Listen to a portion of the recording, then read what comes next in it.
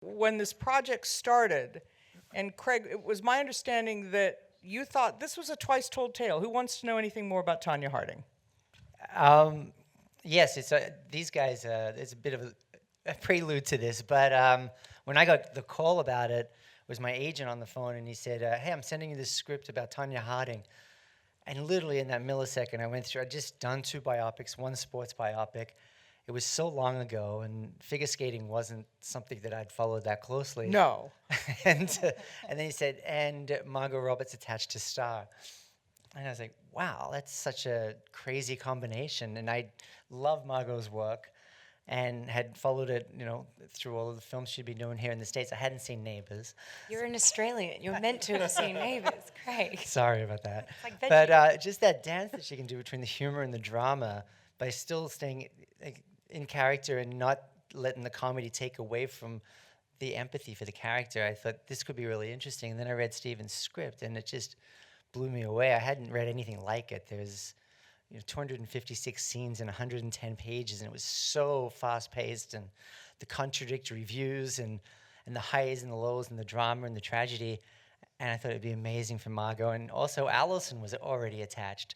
So the same thing is like that dance that she can do with that tone and the humor.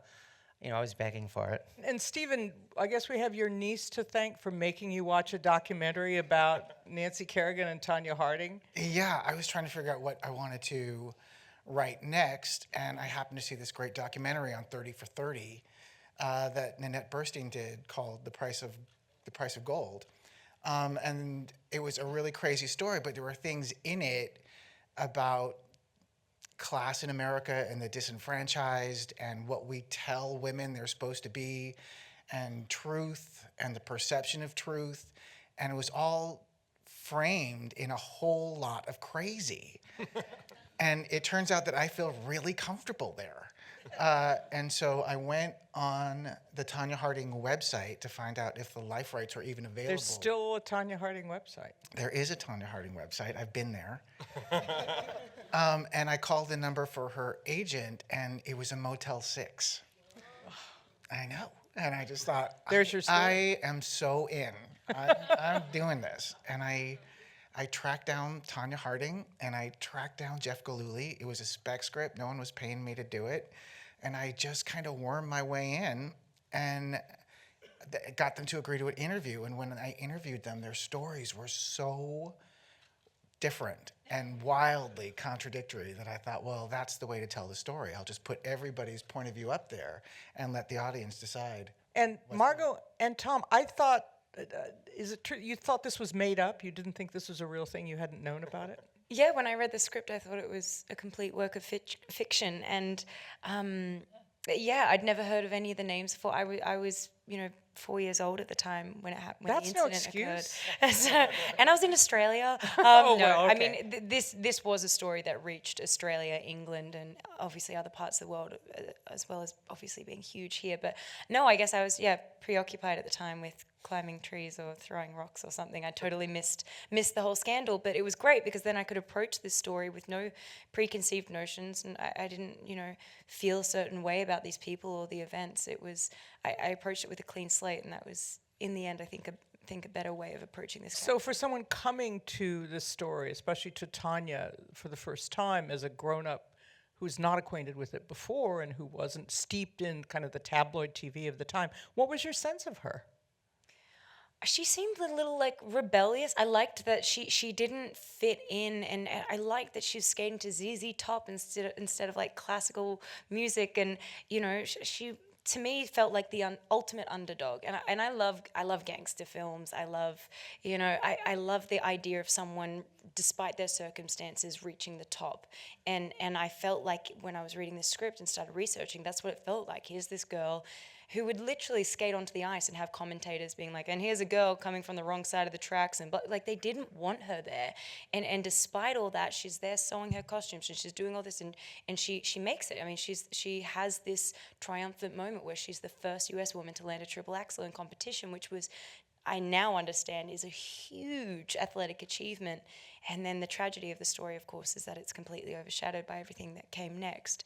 But to me, she did feel like an underdog in some ways, and I could get behind that. And Tom, as a producer, was this a hard sell because you got the Craig reaction, which is, well, we know this story. What else can you tell us about it?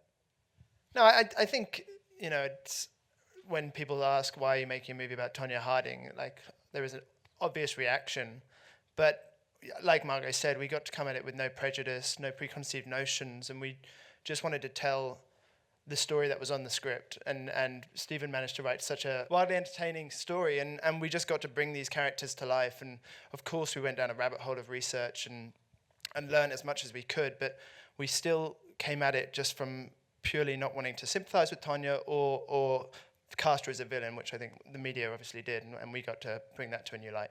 Allison, I gather that Stephen wrote this role specifically with you in mind. He's sitting next to you nodding about this. So, and so I don't remember too much about the mother. Did that give you some latitude, or was she such a character that it was all about bringing her as she was to the screen?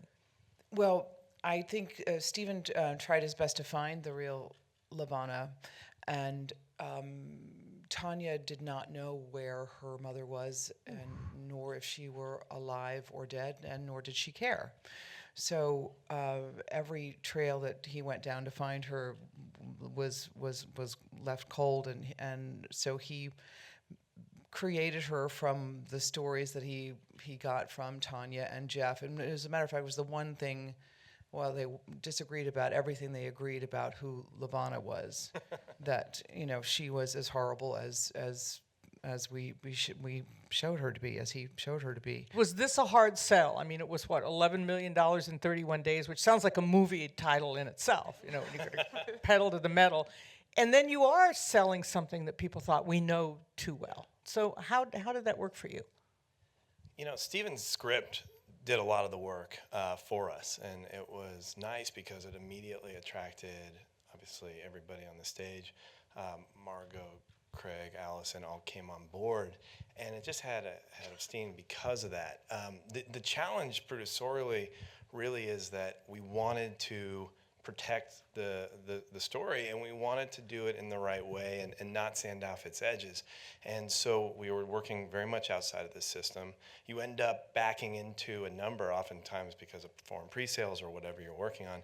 That is, it made it difficult. We had incredibly talented people working for a sliver of their rates because they loved this project and they loved the people on board, and it just had that family atmosphere.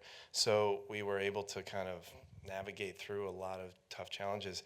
The skating took up a lot of time. There were so many different different looks and for Margot and for all of our cast, but we got through, and it was such a fulfilling process. Well, so Margot, either that's the best CG I've ever seen, or you really did learn how to skate. That was all me. Really? How did you do it? Because physically she's different from you, and just the demands of skating would do that. Yeah. How did you prep for that? I mean, I did months of training in the gym and obviously on the ice. I kind of lived at the ice skating rinks for a good portion Did you wear of my the life. little frilly dresses the whole time? Yeah, for the mood? no, I mean not until we're on set. I did it in my exercise gear, but it's a tough sport. It's brutal, and I really didn't appreciate it until I was actually doing it. I thought I can usually pick things up kind of quickly, but it took me 2 months just to get on my outside edges, and after that things progressed quickly. But yes, it was like 5 days a week, 3-4 hours a day for 4 or 5 months.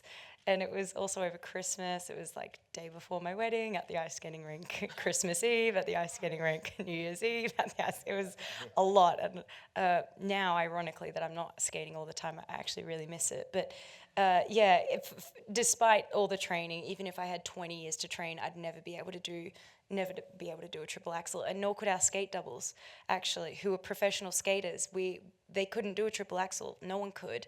It turns out, when we approached our skate choreographer, Sarah Kawahara, and said, so we just need someone, obviously, who can double me, and they'll do the triple axel. And she's like, no, that's not possible. 6 women in the world have done it in the last 25 years. and none of them can double you, and none of them are in the country. Like, well, there was 2 in the country, and they were both Asian. They couldn't double me. So we were like, okay, back to the drawing board. And thankfully, Craig has worked a lot in the commercial space and has a lot of close relationships with VFX houses and things like that. So we were able to do the triple axel with CGI and all the big, really big jumps of face replacement, and then any of the skating, dancing, forward crossovers, back crossovers, that's all me. You did break down that fourth wall. I mean, in spite of the fact that it had this documentary feel, you still had people like Allison speaking to camera. I mean, not just to the interviewer, but to the audience in this. Why was that? Well, the interviews were in the script, and but this wasn't like any film or script that I'd read before, because basically it has the whole kitchen sink in there, which can seem like it's probably not going Which to was work. full of dirty dishes, I noticed. It's full of dirty. It was, but because we've got the interviews, and then they're contradictory interviews. They're not all telling the same story. They're disagreeing amongst each other in the scene. They're talking to the audience. And then on top of that, then I said, all right, guys, I want to introduce also breaking the fourth wall in scenes. And so we pretty much put everything in there. And the fourth wall thing that came up was basically talking about the violence and how are we going to deal with the violence in this movie. And it was one of the first questions Margot asked me. And I said, I think it's got to be brutal. I think we've got to show her life, and which informs who she was and the choices that she made and how she saw the world. And I've always felt like when you'd see her in these interviews, you could see that armor up and that defensiveness and that defiance. And you just, I think we really needed to, it would be a disservice not to understand how she grew up and what she lived with. So it was trying to figure out how to do that. Finding Sebastian was a huge part of that puzzle, because it was trying to figure out why they would keep going back to that cycle and exploring it. And then as we were working on it, I thought, we'd watch interviews with Tonya, and she was so blasé about it and be like, yeah, my mom hit me, or it's like she just shrugged it off. And you felt like that she was so disassociated from and so immune to it. They were like, well, if she breaks the fourth wall in these scenes that are so atrocious, it really reinforces her state of mind that she can just disassociate herself from it and talk to us in the middle of this. And so intellectually, I thought that would work. And actually, as I shot the film, just to make it all the more complicated, we shot all those scenes breaking the fourth wall and not breaking the fourth wall, and added in a lot of camera work. So I really had a choice on how much of the interviews we used. I mean, we could have actually used none of them with the amount of coverage we ended up doing. So in the edit with Tonya, we had that luxury of deciding just how much we go to those interviews, or not at all, and then we had all of that to work with in post. Well, I want to thank you all for this film.